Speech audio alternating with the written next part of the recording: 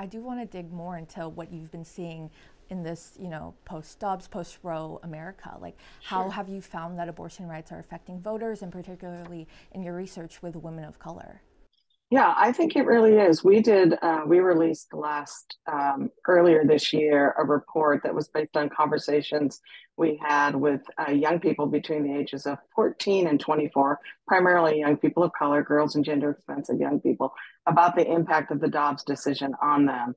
And what we heard was pretty astounding. It is well beyond just a question of choice and the right to reproductive and gender affirming care. It really for them is about liberation, it's about control, it's about autonomy. And so I think that's at a different level than just looking at it as a single issue around choice. Not that that's not pivotal and that's not critical, but that's not what's moving them into action. And actually, what they said was, they're channeling their rage about all these things into action. So what do those actions look like? Is it in, the voting booth, like just them getting out and voting for pro-choice leaders, or is it protests? Like, what actions are you seeing from young women of color?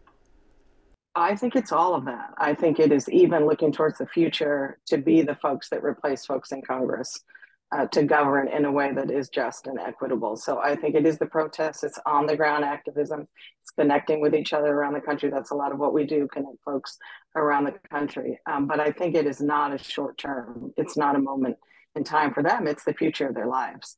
And I think that is a different perspective than, for example, I had. I turned 16 just a few weeks before Roe passed. And I think that they come into it with a different sense of something lost that has to be regained, which was different than I was younger. And so I feel like sort of intergenerationally, choice and reproductive rights are going to be top of the list for a long time across generations. Well, would you say that abortion is like the number one priority for women of color, or, high on the list? Like, what other factors do you think, in talking to young people, what else are they concerned about besides abortion and reproductive rights? They're concerned about safety, everything from gender-based violence to police brutality to anything you can think of. They're concerned about their safety, and I think what I saw through the conversations we had was that the Dobbs decision was sort of a sort of a line in the sand, if you will, because it is the most personal violation of those things that they fear most deeply around safety and control and autonomy and justice and power.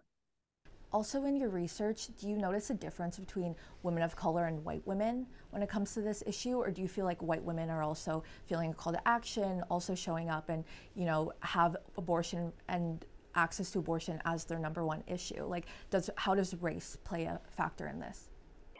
Well, most of our work is with young women of color, but if we look at some of the data from the election, I think it's pretty clear that white women, in some categories, it is a number one issue. In some sort of demographic breakdowns, it's not. I think I'm going to hazard a guess, since I'm not a white woman, that abortion is a very important issue for white women that stands alone as an issue. Whereas, as I was saying earlier, I think for women, young women and women of color and gender expansive folks, it is a marker of something much deeper. It is a symptom of the root causes of injustice. And then So also, it's a gut, it's a heart and soul, right? Not just a political issue.